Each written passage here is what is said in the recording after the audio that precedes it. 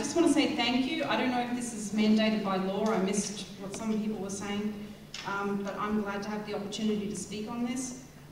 Is this being televised to the public? Why would you not televise something that's spending over $600 million and taxpayers are contributing a large portion? Why is this not being televised? I don't understand that. I mean, don't you think that this budget is important to the community? We haven't televised this. This hasn't been a policy.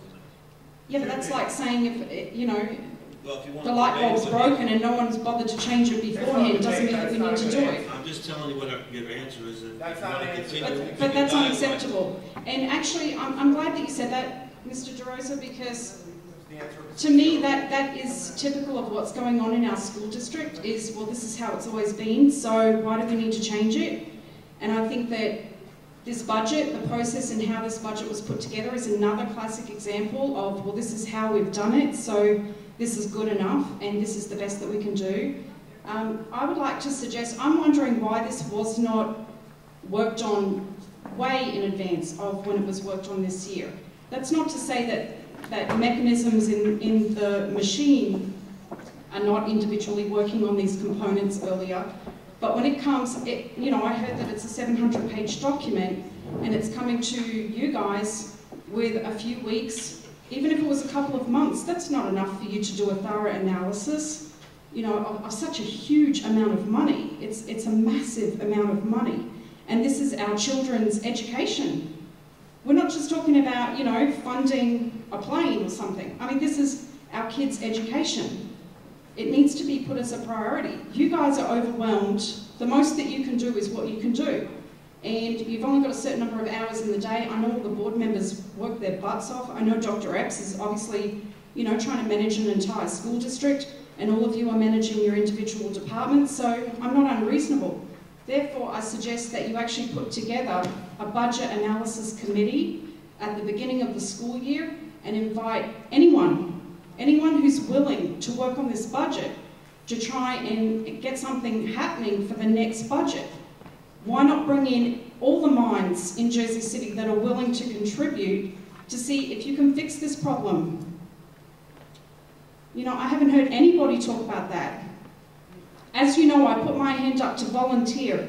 I'm not a parent that comes along here and just whinges and whines and isn't interested in trying to do something to improve the situation. Peter O'Reilly had, I'm sure, something to say because that guy is a number cruncher. So why would you not want to hear what he has to say when he says he's got some recommendations? You may or may not like them, but why not want to hear them? Possibly he has something of value to contribute.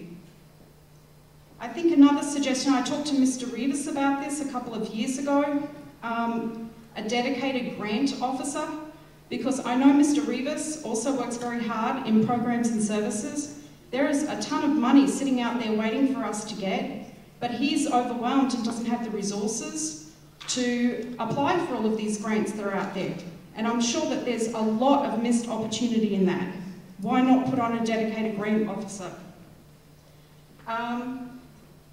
The security guard situation at our building, I'm hearing from the principals, is that we only have 4 security guards at any given time, and they told me that they don't have enough to cover the whole building. I know at PS5, because you know, you all know that that's where my child was previously, they have at least 4 security guards that don't have the span to cover that PS3 has to cover. And then I brought it to Mr. Waterman's attention a while back that I went on the website, there's a public website, I forget the name of it now, but I access it through asburypark.com, and I go in and search within that website for teacher salary, and it brings up a list where you can access all the teacher salary, all the staff salaries for New Jersey.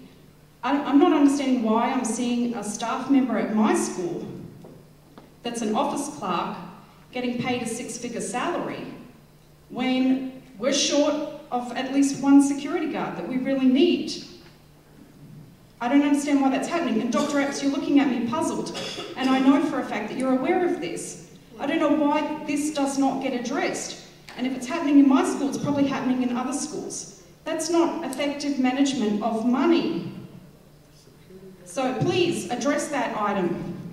We have a qualified teacher as an office clerk in our office. Thank you for your comments. We have to move on. We have other speakers. And one other thing is, I don't know if the highly skilled professional job is still active, but again, I don't see the point in that position. Thank you. Shouldn't you all be highly skilled professionals? Thank you for your comments. We haven't taken them down yet. Kirsten Green.